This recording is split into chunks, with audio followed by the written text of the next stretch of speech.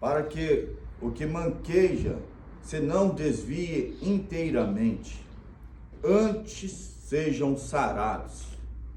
Segui a paz com todos e a santificação, sem a qual ninguém verá o Senhor. Tendo cuidado de que ninguém se prive da graça de Deus, e de que nenhuma raiz de amargura brotando-vos perturbe, e por ela muitos se contaminam. A ninguém seja um fornicador ou profano como Esaú, que por um manjar vendeu o seu direito de primogenitura. Amém? Podeis assentar em nome de Jesus.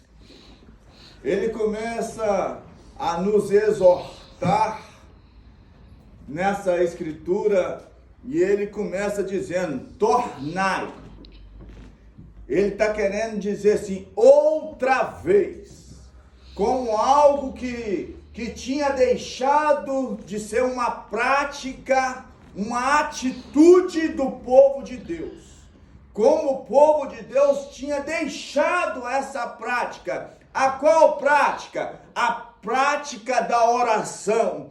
Porque a oração, o jejum, ele serve para castigar a nossa carne.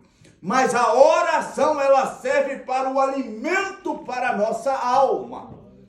A oração é algo poderoso para direcionar a nossa alma. Porque a nossa alma é a sede das decisões do nosso corpo. Então ele está dizendo assim: ei, tornai levantar vossas mãos e os seus joelhos desconjuntados, ou seja, orar a Deus para quê? Para que as suas veredas, o seu caminhar, os seus passos, as suas atitudes seja tomada segundo a vontade de Deus. Porque a nossa oração, quando nós falamos com Deus, o único que pode mudar o nosso destino é Deus, irmão. Ontem eu estava ali, meu irmão falou assim: Deus sabe de tudo, Deus sabe o que eu vou ser. Eu falei assim: não é desse jeito que você está pensando, não. Porque a nossa vida, quando nós estávamos no mundo, a Bíblia vai dizer que todos nós estávamos condenados.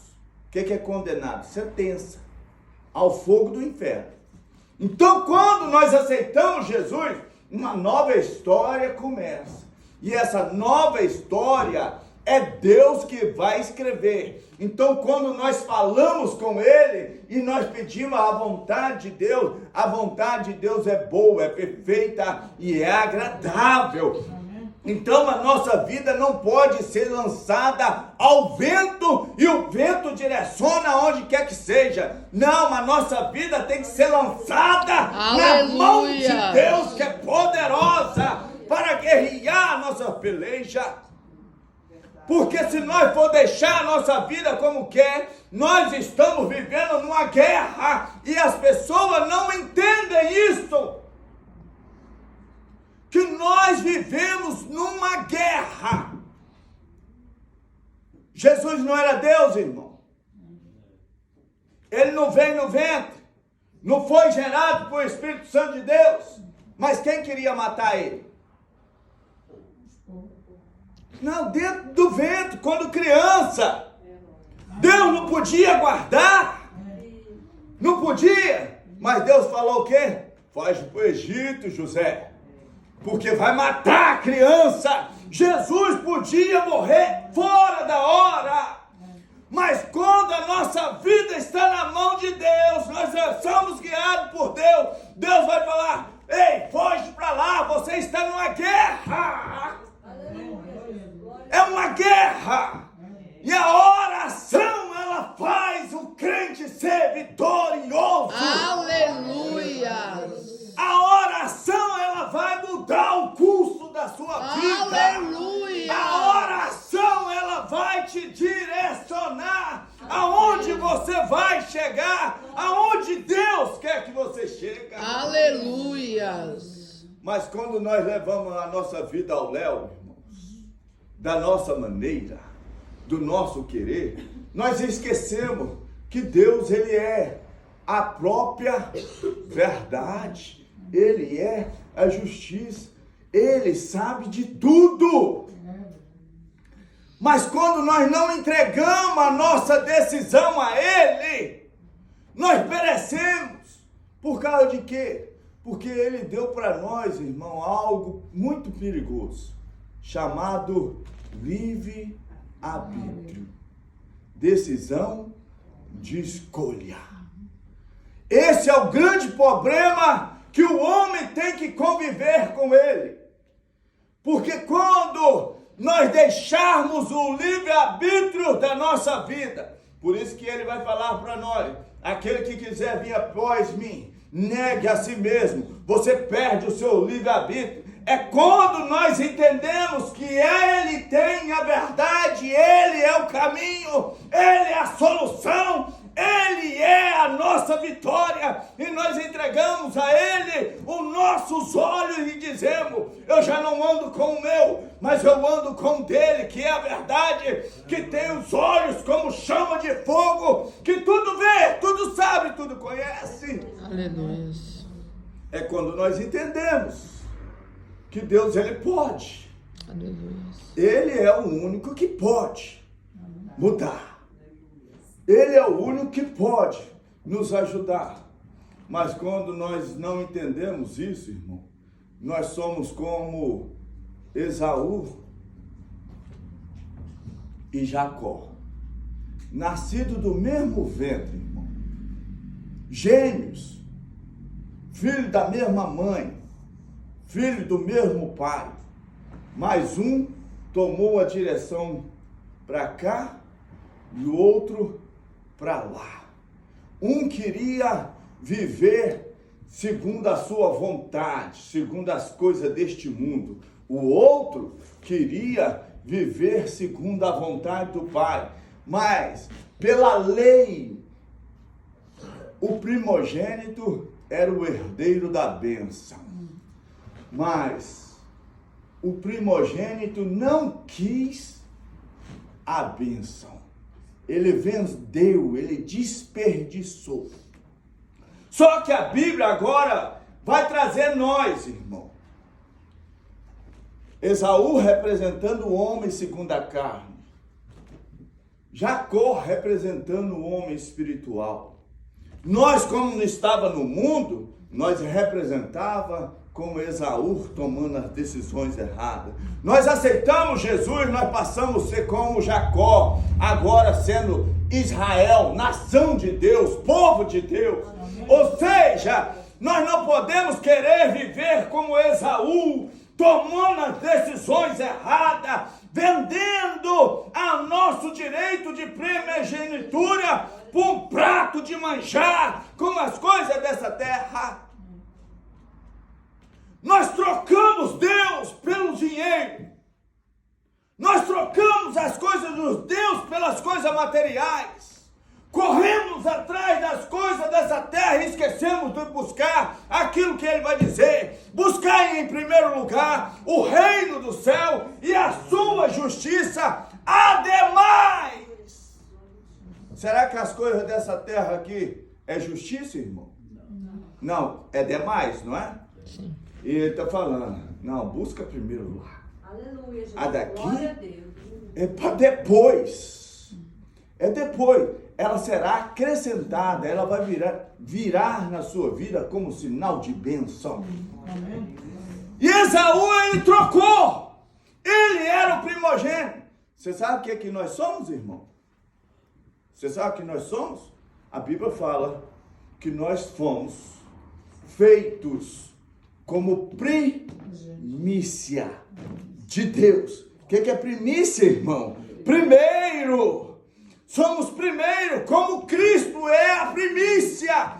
Então nós estamos nele para quê? Para sermos abençoados. Como vai dizer Paulo aos Efésios. Nós somos, Efésios 1:3. Nós somos abençoados com toda sorte de bênção em Cristo Jesus. Aleluia. Nós só somos abençoados quando nós estamos com quando nós não trocamos a nossa primogenitura por manjares. E nós trocamos, irmão. Nós vendemos. Aí nós falamos assim, por que a bênção não nos alcança? Por que nós não somos tão abençoados que a Bíblia está falando que nós somos abençoados com toda? Fez exceção? Não, toda sorte de bênção. É porque ainda nós estamos com o mesmo olhar ainda de Saul. Nós estamos olhando muito como Saul e esquecemos como Jacó. Jacó, ele fez de tudo para alcançar a sua bênção. Jacó, ele não tinha o direito da bênção, mas ele falou, ei, eu só vou te largar, eu só vou te soltar, eu vou guerrear, eu não desisto da bênção, eu não desisto de receber, eu vou lutar até o Senhor me abençoar. Jacó, ele lutou com o anjo, irmão, e esse anjo era o próprio Senhor. Sabe o que a Bíblia vai dizer? E Jacó prevaleceu. Deus, ele não vai resistir de te abençoar quando você luta. Aleluia, quando você quer. Porque a Bíblia vai dizer que Deus, ele ama os que ele ama. E amar é querer. Se você quer a bênção de Deus, se você quer lutar pela sua bênção, ele está pronto a te abençoar. Mas nós não podemos, irmão, viver, porque nós valorizamos muitas coisas dessa terra, né? Só que isso aqui, ela passa. Vai passar. Você sabe mais ou menos qual o tempo de vida do homem aqui nessa terra? 70, 80 anos. Acabou. Aí você troca a sua vida eterna por um momento aqui na terra. Isso aqui é fútil. Isso aqui é nada. Você ouviu o que a minha esposa estava falando? O desejo, o anseio. A gente não podemos querer, irmão, viver essa vida aqui nessa terra, achando que isso aqui vai durar para tudo sempre. Nós colocamos o nosso empenho, a nossa força, a nossa saúde e perdemos nosso tempo. Mas se nós investirmos na eternidade, porque é o lugar que nós queremos morar, porque a eternidade, ela é tanto para o bem como para o mal. A eternidade no céu e a eternidade no lago de fogo.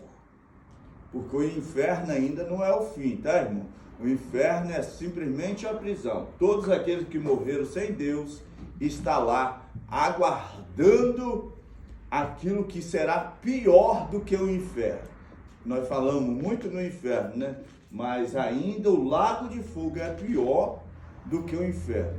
Lá não tem mais volta nenhuma.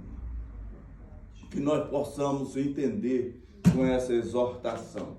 E o segredo, irmão, como é que eu posso mudar? Eu estou assim meio fraco. Paulo está dizendo, o escritor aos Hebreus está dizendo, ei, tornai a levantar suas mãos. Aleluia. Quando um bandido se chega diante da polícia, a primeira atitude que a polícia fala para ele fazer o quê, irmão? Mão pro alto. Por causa de quê? Eu me rendo. Me rendo. Paulo está falando assim, o escritor está falando assim, ei, se rende ao Senhor. Aleluia. Rende à vontade de Deus. A vontade de Deus, ela é boa. A vontade de Deus, ela é perfeita. Aleluia. Ei, dobra o seu joelho com humilhação.